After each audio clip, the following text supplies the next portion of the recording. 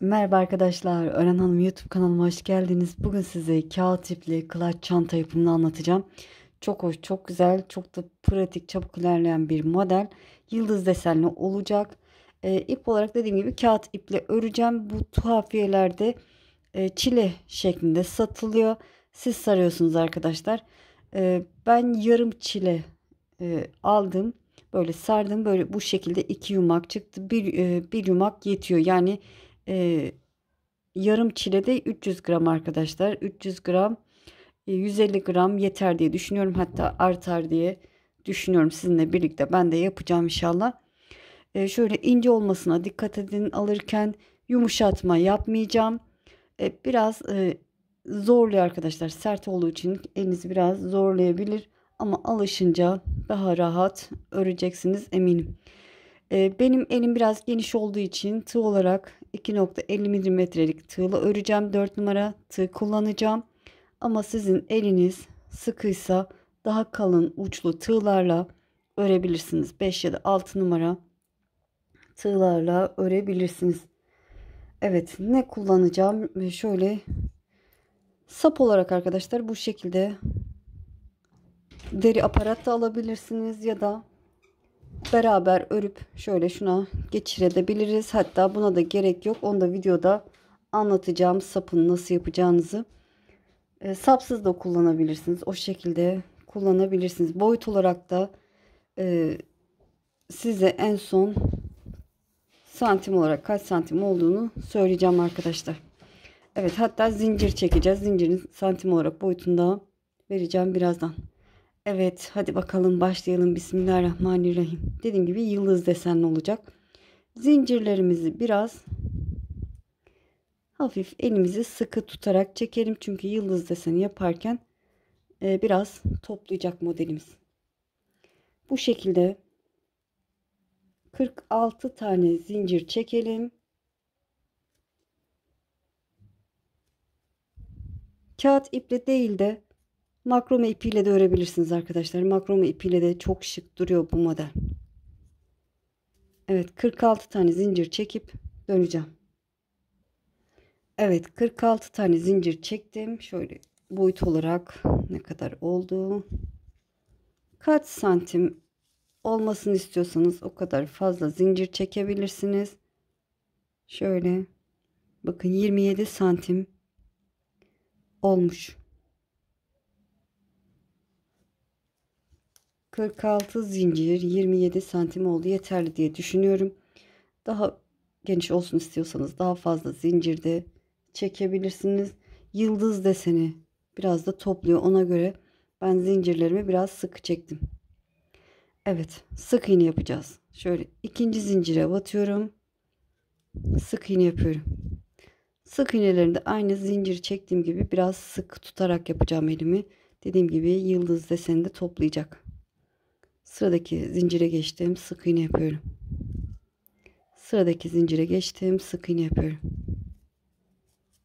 Her bir zincire bir sık iğne yaparak devam edelim.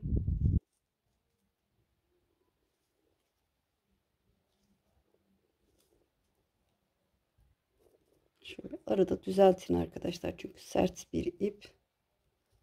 Sorun olmaz. Sonunda, videonun sonunda ütüleyeceğiz. Gayet düzgün, gayet muntazam olacak. Evet. Böyle her birine bir sık iğne yaparak sıranın sonuna kadar gelelim. Sıranın sonunu göstereceğim. Evet, sıranın sonuna geldim. Son zincirim kaldı. Bakın, ona da 3 tane sık iğne yapacağım. Köşeyi dönerken bir, aynı yere 2, aynı yere üçüncü sık iğnemi yaptım. Ve zincirin öbür tarafına geçmiş oldum. Bakın. Sık iğnelerin karşısına sık iğne yapıyorum. Zincirin öbür tarafında da sık iğne yapıyoruz. Bakın, sık iğnenin karşısına sık iğne. Arada şöyle elinizde düzeltin arkadaşlar. Kağıt ipi olduğu için sert oluyor. Yamuk durabiliyor. Böyle tam karşısındaki zincire sık iğne yapıyorum.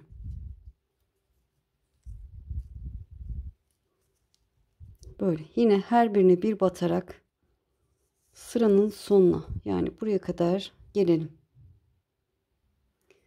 Evet, sıranın sonuna yaklaştım. Son 2 zincirim kaldı. Sıradakine sık iğne. Son zincirime bakın. Buna da 3 tane sık iğne yapıyorum. 1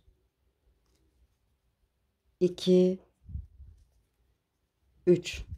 Zaten bu zincirime ilk başlarken de sık iğne yaptığım için burada ben eksiltme yapacağım. Hacer hocamdan öğrendim. Nasıl yapacağım? Şöyle bakın. Sıradaki sık iğnenin ön telini, bir sonrakinde ön telini alıp böyle sık iğne yapıyorum. Ya da kaydırma tekniği de yapabiliriz arkadaşlar. Şöyle göstereyim bakın. Şöyle, şöyle, şöyle. Bu şekilde. Bir zincir, hemen aynı yere sık iğne. Ve her birine bir batarak bu sırayı da devam ettireceğim. Bu sıradan sonra desen hemen başlanabilir ama ben tabanı bir sıra daha örmek istiyorum. Evet, böyle her birine bir sık iğne yaparak devam edelim. Şöyle köşeye gelene kadar örelim, köşeyi göstereceğim.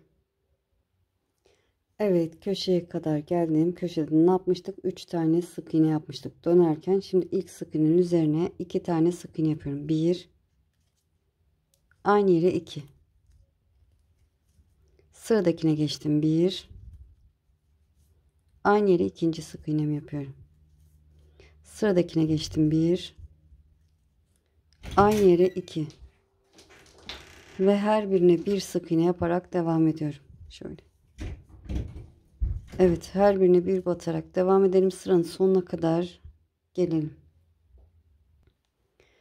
Evet, sıranın sonuna geldim. Bakın köşedeyim. Gördüğünüz gibi 3 battığım yer, yine her birine 2 batacağım. İlk sık iğnenin üzerine 1, aynı yere ikinciyi yapıyorum.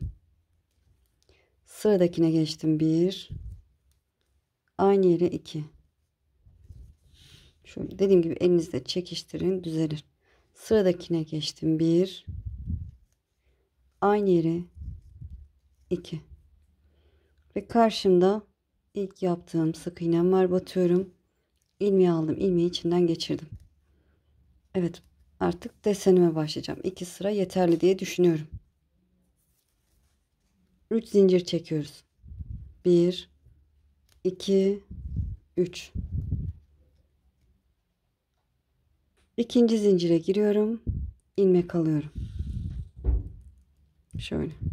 Bakın. Sıradaki zincire giriyorum. İlmek alıyorum. Bakın biraz daha uzun boyu. Sonra aynı bu zinciri oluşturduğum yere girip ilmek alıyorum. Bunun boyu daha uzun. Bir sonrakine girdim. İlmek aldım. Bu şekilde. Bir sonraki sık iğneye giriyorum. İlmek alıyorum. Tığımda 6 tane ilmek var. Dolayıp bütün ilmeklerin içinden geçip zincirle kapatıyorum. Evet. İlkini bu şekilde yaptık. Şimdi yıldız deseni uygulayacağız. Hafif ilmeğimi genişlettim. Hemen bu topladığım yere, zincirle topladığım yere giriyorum. İkinci ilmeğimi alıyorum. Bu şekilde. Sonra bakın burada son aldığım tel, bakın bu. Onun arka telini alacak şekilde bu şekilde giriyorum. İlmek alıyorum. 3. Sonra o teli battığım yere, bakın bu teli girdim. Sık iğneye girip ilmek alıyorum. 4. Sıradaki sık iğneye giriyorum. Bakın sıradaki sık iğneye giriyorum. İlmek alıyorum. 5. Sıradaki sık iğneye girdim. İlmek aldım. 6. Hep 6 tane olacak arkadaşlar. Sonra altısını bir toplayıp zincirle kapatıyorum. Bu şekilde. Bundan sonra hep bu şekilde yapacağız. İlkini başlarken zincirin üzerine başladık. Şöyle hafif ilmeğimi genişletiyorum. Bu zincir çektiğim, topladığım yere giriyorum. İlmek alıyorum. 2. Son aldığım ilmeğin bakın arka telini alarak şöyle görünüyor mu? Bu şekilde giriyorum. İlmek alıyorum. 3. Aynı teli battığım sık iğneye girip ilmek aldım. 4.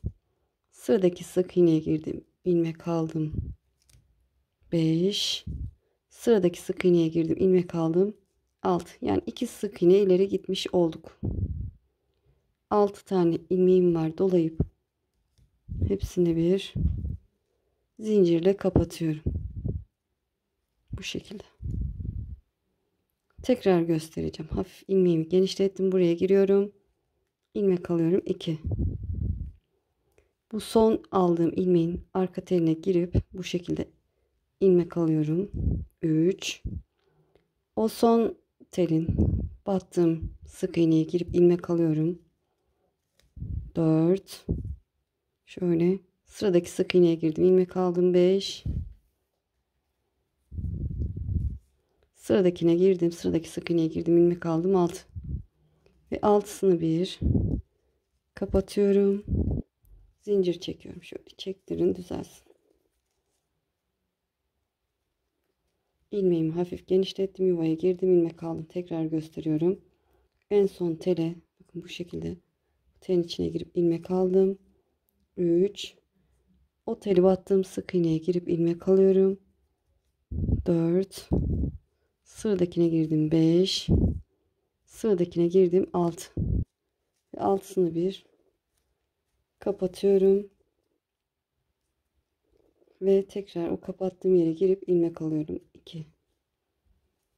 3. Aynı yere 4. Sıradaki sık iğne 5. Sıradaki sık iğne 6. Ve altısını bir kapatıyorum. Modelimiz bu şekilde ilerliyor. Şöyle çektirip şeklini düzeltebilirsiniz. Evet, bu şekilde devam edeceğiz. Köşelerde aynı şekilde ilerleyecek ama köşeye gelince yine size göstermek istiyorum. Şöyle köşeye kadar gelelim. Evet, sıranın sonuna geldim. Aynı şekilde devam edeceğim. Kaç sık iğnem varsa aynı şekilde batarak ilerleyeceğim. Bakın. Yine yıldız modelimi uyguluyorum. Girdim, ilmek aldım. Şuraya giriyorum, ilmek alıyorum. Aynı sık iğneye battığım sık iğneye girip ilmek alıyorum. Sıradaki sık iğneye giriyorum, ilmek alıyorum. Sıradaki sık iğneye girip ilmek alıyorum ve hepsini bir kapatıyorum. Ve aynı şekilde bir tane daha yapıyorum.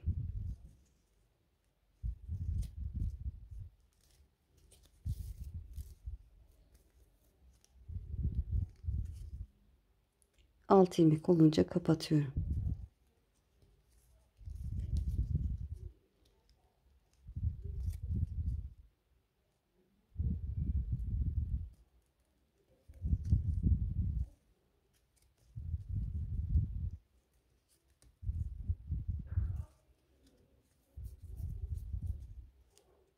Evet, alt ilmek oldu. Kapatıyorum. Zincir çekiyorum. Yani zincirle kapatıyorum. Şeklini, çanta şeklini aldı. Bir tane daha yapalım beraber. Giriyorum. İlmek aldım. Şuraya girdim. İlmek aldım. Son sık iğneme girdim. İlmek aldım. Sıradakine. Sıradakine. Ve hepsini bir kapatıyorum. Evet. Bu şekilde şeklini alıyor artık. Sıranın sonuna. Başladığımız yere kadar gelelim. Evet, sıranın sonuna geldi. Şöyle son yıldızı beraber yapalım istedim. Şöyle buraya giriyorum, ilmek alıyorum. Şuraya giriyorum, ilmek alıyorum. Buradaki sık iğneye girip yani son battığım yere girip ilmek alıyorum. 4. Sıradaki sık iğneye girdim, ilmek aldım. 5. 5 tane oldu. 6 tane olsun diye bir de bu şekilde batıp ilmek alıyorum. Yani bir sık iğnem eksik oldu, sorun olmaz. Şöyle giriyorum, dolayıp zincirde kapatmıyorum. Şuraya batıyorum, ilmek alıyorum, bu şekilde kapatıyorum. Tekrar göstereceğim. Bakın zincirle kapatmıyorum. Hepsinin içinden geçtikten sonra buradaki 3 zincir çekmiştik. İlk başlarken onun içine giriyorum. İlmek alıyorum. İlmeği içinden geçirdim. Evet, bu şekilde kapattık. Üst sıraya geçmiş olduk. 2 tane zincir çekiyorum. Tığıma doladım.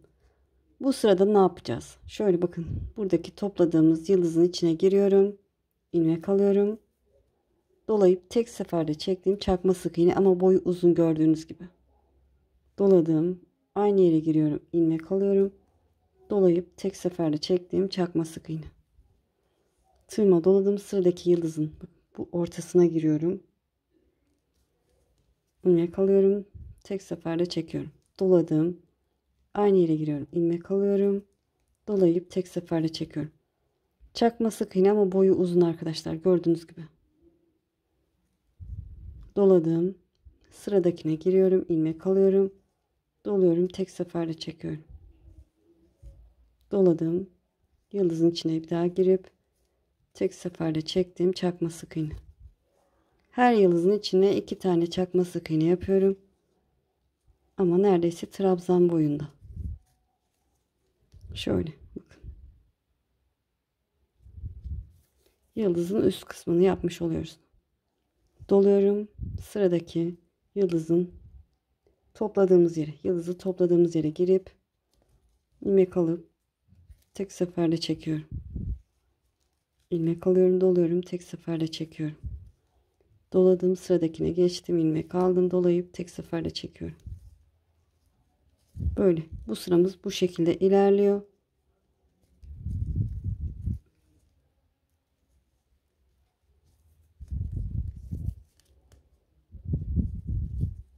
Yıldızların içine topladığımız yere batarak ilerliyoruz. Her birine 2 tane yapıyoruz. Sıranın sonuna kadar gelelim. Evet, sıranın sonuna geldim. Bakın son yıldızım kaldı. Tığıma doladım. O yıldızın, bakın o zincirle başlamışım. O yıldızın üzerindeyim. Buraya da 2 tane çakma sık iğne yapıyorum. 1 ve 2. Sonra buradaki ilk yaptığım çakma sık iğnenin tepesine batıyorum. Kaydırma tekniği yapacağız. Bu sırada desen olarak şöyle batıyorum. Bakın ilk çakma sık iğneye batıyorum. İlmeği aldım. İlmeği içinden geçirdim. Çok sıkı tutmayalım elimizi. Sıradakine giriyorum. Bakın buraya giriyorum. İlmeği alıp ilmeği içinden geçiriyorum. Şöyle tekrar göstereceğim. Giriyorum. İlmeği aldım. İlmeği içinden geçirdim. Elimizi biraz geniş tutalım, kasmasın. Sıradakine giriyorum. İlmeği alıp ilmeği içinden geçiriyorum. Sıradakine giriyorum. İlmeği alıp ilmeği içinden geçiriyorum. Böyle kaydırma tekniği desen olsun diye yapıyoruz. Bu şekilde ön yüzden görüntüsü güzel olsun. Sıradakine giriyorum. İlmeği alıp ilmeği içinden geçiriyorum. Şöyle kasmasın, dediğim gibi ilmeğinizi biraz geniş tutun. Batıyorum. İlmeği alıp ilmeği içinden geçiriyorum. Sıradakine giriyorum. İlmeği alıp ilmeği içinden geçiriyorum. Şöyle ilmeğimi biraz genişletiyorum. Her seferinde biraz genişletelim ki kasmasın. Görüntü böyle olacak. Sıranın sonuna kadar gelelim. Evet, sıranın sonuna yaklaştım. Şöyle sıradakine batıyorum. Sonunu göstermek istiyorum. İlmeği aldım. İlmeği içinden geçirdim. Yine sonuncuya giriyorum. Bakın şuradan başlamışım. Görünüyor. Sıradakine giriyorum. İlmeği aldım. İlmeği içinden geçirdim. Şöyle. Dilerseniz şöyle şunun içine girebiliriz ama girmeyelim arkadaşlar. 3 zincir çekiyorum. Yine yıldız deseninde ne yaptıysam aynı işlemi yapacağım. Ne yapmıştık? 3 zincir çekiyorum. İlmeğim hafif geniş. İkinci zincire batıyorum. İlmek alıyorum. Sıradaki zincire giriyorum. İlmek alıyorum. Burada bu şekilde batmıyorum. Kaydırma tekniği olduğu için şöyle şuraya giriyorum arkadaşlar. Tek teline giriyorum. İlmek alıyorum. Burada sık iğnelerimizin önüne kaydırma tekniği yapmıştık. Sık iğnelerimiz arkada duruyor gördüğünüz gibi. Ya da trabzanlarımızın başları diyelim. Şöyle batacağımız yerler bu şekilde duruyor. Böyle batmıyoruz. Şöyle batarak giriyorum, ilmek alıyorum. Yani trabzanlarımın tepesi bakın burada duruyor. Kaydırma tekniğimiz de önde duracak, desen olsun diye. Sıradakine bu şekilde giriyorum. İlmek alıyorum. 6 tane oldu. Dolayıp hepsini bir kapatıyorum zincirle. Yine hafif ilmeğimi genişlettim. İlkine buraya girip ilmek alıyorum. Sonra bakın 2 ilmeğim var. Üçüncüyü de şöyle arka tele girip ilmek alıyorum. Dördüncüyü son battığım yere girip ilmek alıyorum. Sıradaki trabzana bakın bu şekilde girip ilmek alıyorum. Kaydırma tekniği uyguladığımız yere batmıyoruz. Bir alttaki çakma sık iğnelerinin tepelerine batıyoruz. 5 oldu. Sıradaki çakma sık iğnemin tepesine battım. İlmek aldım. 6 oldu. Dolayıp hepsini bir kapatıyorum zincirle. Yine gösteriyorum. Buraya girip ilmek aldım. 2. Şöyle şuraya girip arka tele girip ilmek aldım. 3.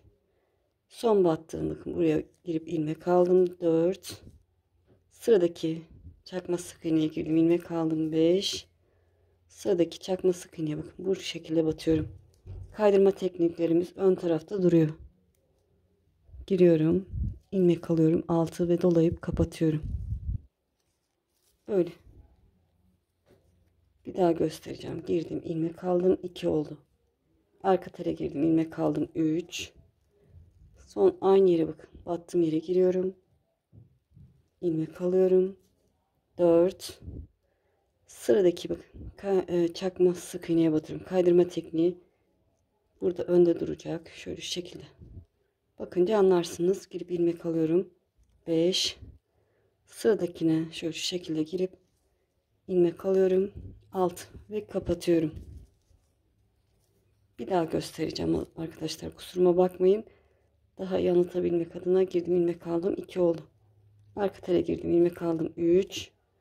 Son battığım yere bakın. Buraya girip ilmek aldım. 4. Sıradaki bakın çakma sık iğnenin tepesine. Kaydırma tekniğine batmıyorum. Kaydırma teknikleri önde duruyor. İlmek alıyorum. 5. Sıradakine girdim. İlmek aldım. 6. Ve hepsini bir kapatıyorum. Evet, bu şekilde sıramızın sonuna kadar gelelim. Ben yine göstereceğim arkadaşlar. Bu deseni de tamamlayalım. Eminim anlamışsınızdır ama ilk defa yapacak olanlar için detaylı gösteriyorum. Sıranın sonuna kadar gelelim. Evet, sıranın sonuna geldim. Son deseni yine birlikte kapatalım istedim. Şöyle son yıldız deseni. Bakın 4 tane ilmeğimi aldım. 5.'yi alıyorum ve son çakma sık iğneme batıp 6. ilmeğimi aldım. Ve şöyle doladım. Bütün ilmeklerin içinden geçtim.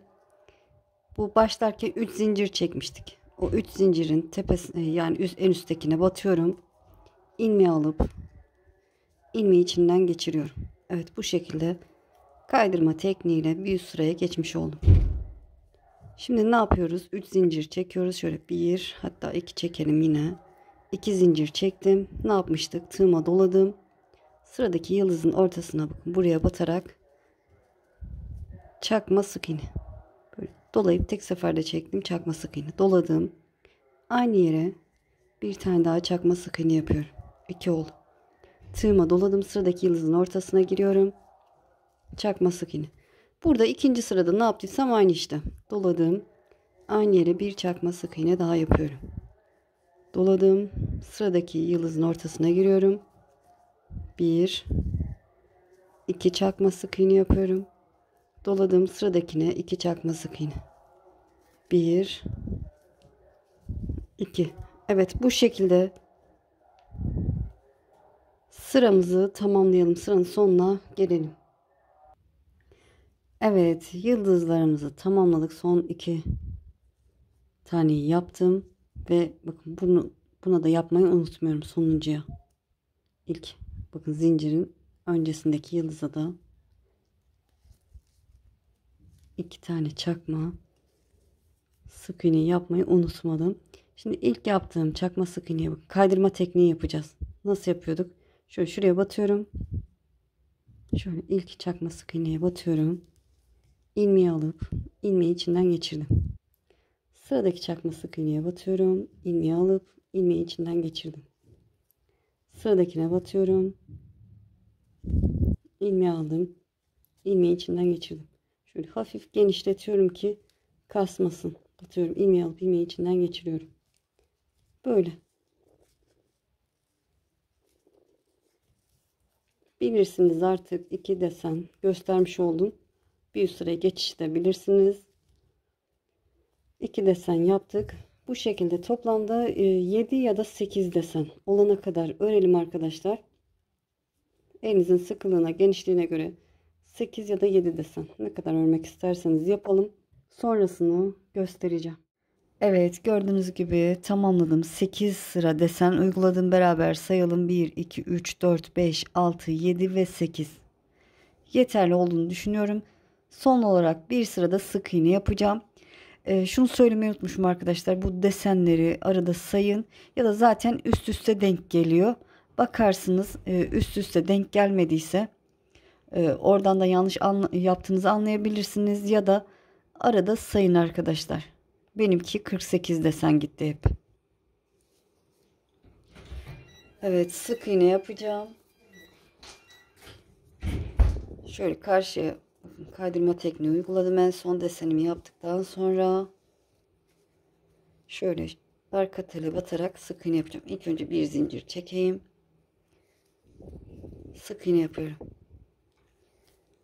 Böyle. Yine normal şekilde batıyorum. Bu kaydırma tekniğine batmıyorum. Çakma sık iğnemin tepelerine her birine bir sık iğne yaparak ilerliyorum. Evet, sıranın sonuna kadar gelelim. Evet, şöyle sıranın sonuna geldim. Göstereyim en son ne yapacağım. Şöyle batıyorum. Kaydırma tekniğiyle ilmeği alıp ilmeği içinden geçirdim. Yeterli.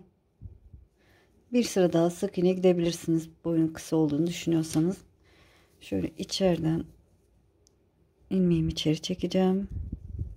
İçeriden dışa doğru çıkıyorum. İlmeğimi içeri çekiyorum. Şöyle. Burada bir zincir çekiyorum ipimi. Şöyle biraz uzun bırakıp kesiyorum.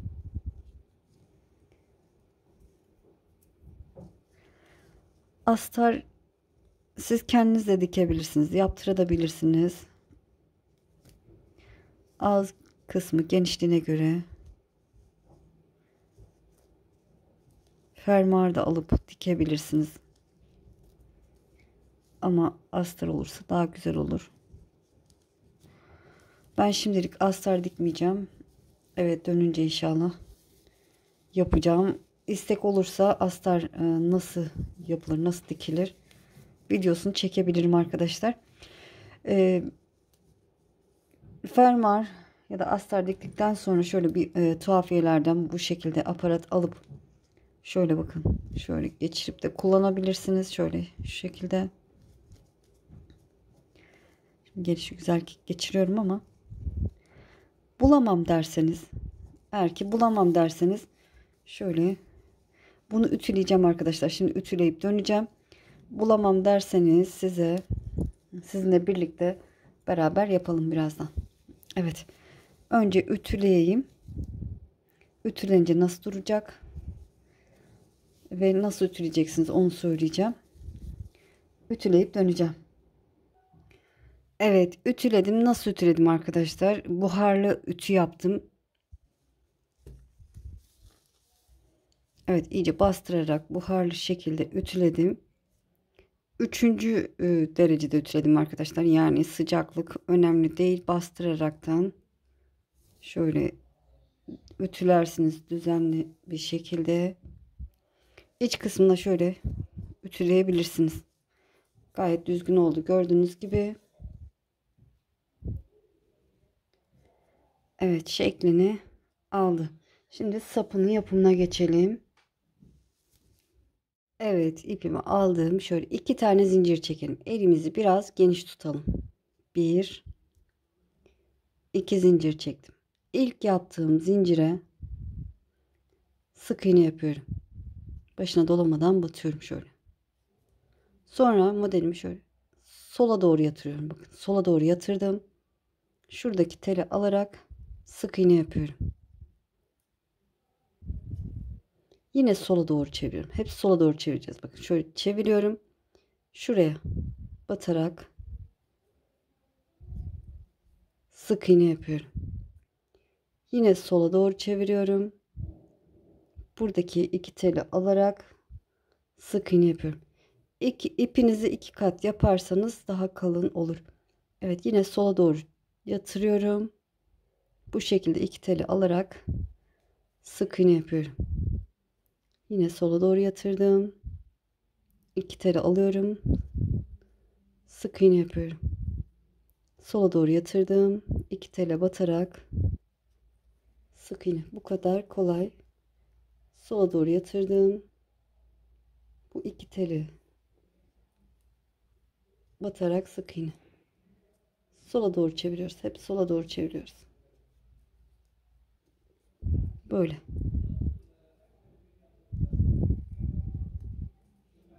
Çevirdim. Aynı şekilde basarak sık iğne. Sola doğru çeviriyorum. Sık iğne yapıyorum.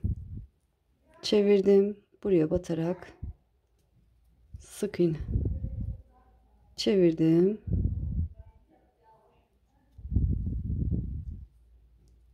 Çevirdim. Evet, bu şekilde devam edelim. Birazdan size santim olarak ne kadar ördüğümü söyleyeceğim. Evet, gördüğünüz gibi ördüm, yeterli diye düşünüyorum. Santim olarak ne kadar ördüm vereyim.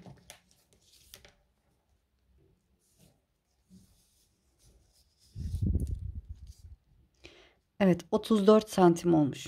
34 santim yeterli, ya da bakarsınız şöyle ikiye katlayın. Böyle. Yeterli diye düşünüyorum.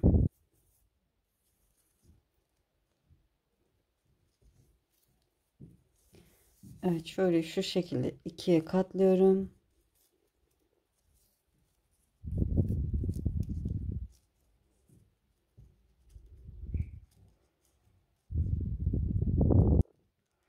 Bu iki ucu birleştireceğim şöyle. İkisine bir batarak sık iğne yapıyorum. Bir de fazlasını saklayayım. Şöyle ikisine bir batarak sık iğne yapıyorum. Şöyle bir zincir çevirdim. Sık iğne yapıyorum.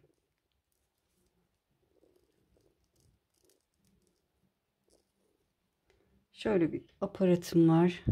Bu genişlikte yapacağım.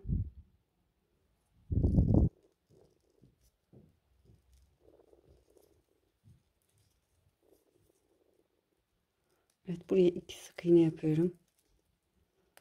Bir zincir çevirdim. Sık iğne yapıyorum. 1 2 3 yeterli diye düşünüyorum. Evet, böyle aparatınız yoksa arkadaşlar direkt çantanın şöyle yan kısmına şöyle şu şekilde ipinizi uzun bırakıp dikebilirsiniz. Şöyle şu kısma dikebilirsiniz. Ama böyle aparatınız varsa biraz uzatacağım. Şöyle bakın. Şu genişlikte.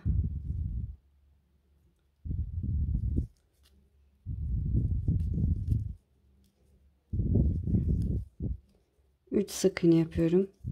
Çeviriyorum. Bir zincir çekip.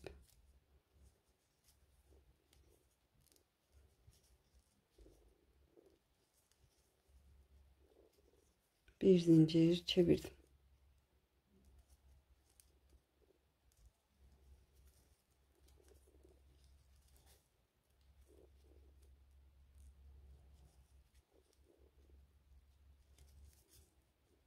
Evet, şöyle şunun içinden geçecek şekilde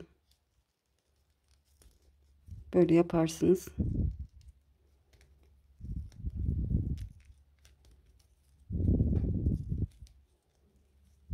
şöyle bakın bu şekilde dikeceğiz. İpimi uzun bırakıyorum, yeterli diye düşünüyorum. Kesiyorum. Şöyle.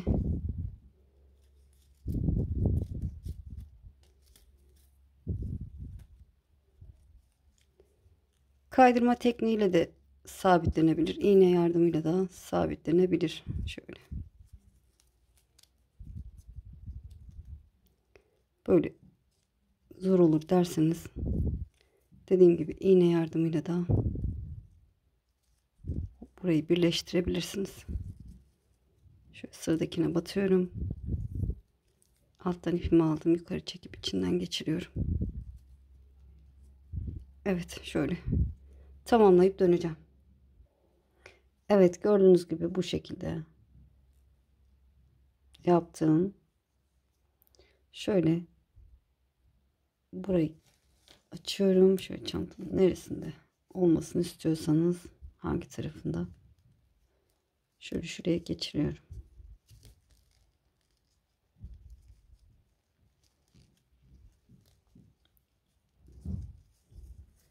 Evet, böyle.